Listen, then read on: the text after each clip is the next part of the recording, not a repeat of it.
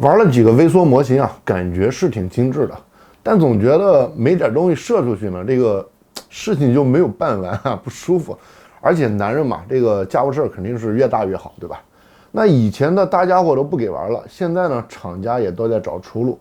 之前 UDL 把1014重置做了一个软蛋版的，算是换汤不换药吧。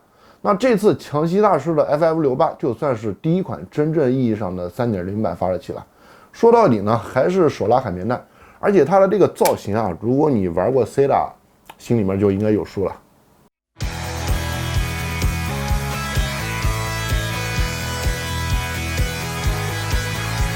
发过来的这套东西呢，算是个工程样品吧，包括包装在内，还有很多东西没有完全做好。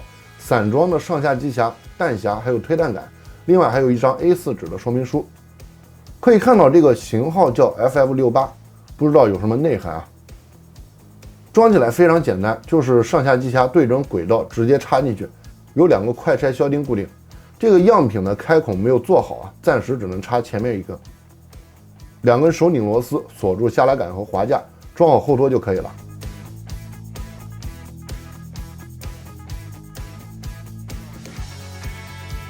我们完蛋社的老规矩当然是要装瞄具的，尤其是这种带导轨的地方，不装一个那浑身刺挠。装好以后就是这个样子，上蓝下黑的配色。我觉得这个颜色还是有点沉闷啊，看着跟软弹发射器不是很搭。之前跟厂家建议过搞那种粉白、蓝白那种猛男都喜欢的颜色啊，不知道以后会不会出。整个发射器的重量达到2.1公斤以上，不说健身器材吧，反正拿在手上是挺沉的，手感非常好。铝合金上机匣加上尼龙下机匣，肯定也是没有塑料壳的那种嘎吱嘎吱的感觉，非常扎实。外观上看啊 ，FF68 基本是在 CEDA 的基础上修改来的。切割的装饰纹路，还有上下机匣的分体结构设计，包括握把样式和销钉的固定方式，这些细节都能看到 CEDA 的影子。但是相比 Jet Blaster 的原版 CEDA，FF68 显然又不只是单纯的拷贝这么简单。最明显的就是整个一体式的上机匣、护木，包括下拉滑块，还有枪口制推器这些小零件，全部都是铝合金 CNC 切出来的。没错，不光是铝合金材料，而且做成了一体结构。加上阳极氧化的表面处理，跟原版的塑料两面壳一比，这个质感立马就上来了。机匣上除了排障用的抛壳窗，前面增加了一些类似散热孔的装饰。从抛壳窗里能看到，包括推弹杆、滑架和弹膛都用了铝合金材料，整个供弹系统沿用了 CEDA 的设计。顶上也是铺了全通的标准导轨，瞄具可以随便装。枪口的橙色制对器做的有点像 SI 样式，这个东西用机米螺丝固定在内管上，如果想装鱼线管的话可以拆掉。铝合金的下拉滑块做了一个类似足手的造型，侧面也有大面积的镂空。下护木这块尺寸比 CEDA 宽了一截，同时也作为开放式拉杆的轨道。下机匣的基本设计也跟 CEDA 区别不大，双面联动的弹匣释放拨杆，握把上面一个小小的保险。扳机、弹匣释放、保险都是铝合金，整个下机匣用了尼龙材料，结构上仍然是螺丝固定了2片壳，所有螺丝孔都在左侧，除了握把稍微有点晃以外，做工没什么槽点。当然这也只是一个样品啊，大货应该会修正。弹匣颈这里的改动我觉得有点迷惑啊。FF68 用了类似 XB 的弹匣规格，装弹口是工匠管弹。整个尺寸要比 Nerf 精英弹匣小了一圈，它是没有办法跟 Nerf 弹匣通用的，你只能用这个5.56造型的原厂弹匣。因为上机匣比较粗壮，所以用了小弹匣以后呢，看着就有点不太协调。而且对海绵调弹来说呢，我个人更喜欢直排弹匣的造型。弹匣的做工倒是还不错，尼龙壳子挺厚实的，装满可以塞12颗短弹。样品给了一个 MTF 的轻量化后托，感觉看着有点头重脚轻啊。我自己换了一个 MOE 的后托，看起来协调多了。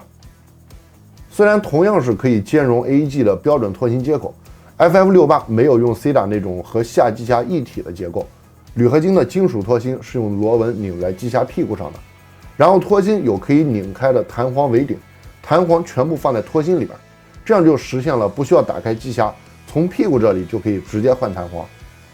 因为本身脱芯就是金属的，尾盖的螺纹也非常长，完全不用担心爆屁股的问题。因为是分体结构嘛，所以不管是排障也好，保养也好都非常方便。2根销钉一抽，上下直接打开就能操作。它这套内构已经全部是金属材质了，所以暂时也没什么升级的必要。不过这个推弹杆呢，没有用现在比较流行的缩径设计，就是弹匣没有办法直接插拔，还是要先拉滑架再插弹匣。不知道会不会有第三方做适配的升级套件。鉴于目前的形势呢，原厂给了一根非常和谐的弹簧，用工匠家的短单，初速在20左右。这个性能在家里面玩呢，就稍微显得有点乏力了。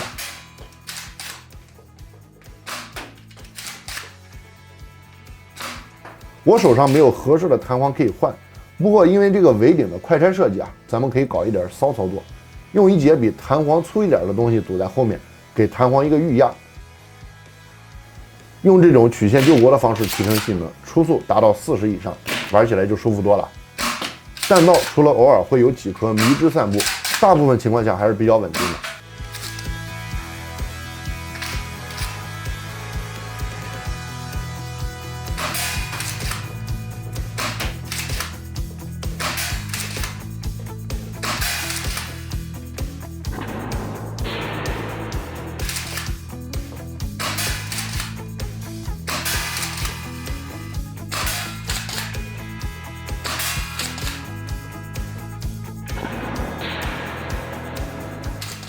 不得不说的是，这个铝合金的下拉滑块棱角有点分立了，看着是好看，玩了一会儿呢，手上火辣辣的疼。这玩意儿如果用金属啊辅助倒角是真的不行。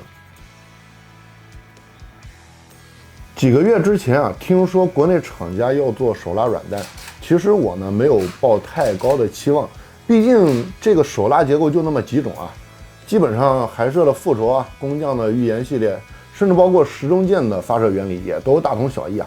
可以发展的空间呢，没有想象中那么大。那新加坡的 CEDA 呢，我还是看了乃义武那期上手的视频才了解，对比了以后能看得出来，这套国产的 FF68跟原版的 CEDA 比起来，肯定还是有很大提升的。除了最主要的材质上面的改进呢，尾顶的快拆结构的优化也是一个不小的亮点。当然，因为这只原型机还有很多地方没有完善，有些细节呢还是有不少优化的空间。怎么说呢？如果一定要给抄袭 CEDA 找个借口的话，那隔壁11区的汽车工业也是靠山寨起家的，对吧？毕竟3.0啊，饭要一口一口吃嘛。还是想多说一句啊，形势已经发展成这样了，想太多也没用，该吃吃，该喝喝，可玩的东西还有很多，大家多偷点香蕉啊，下期还有更好玩的东西。最后祝大家身体健康，再见。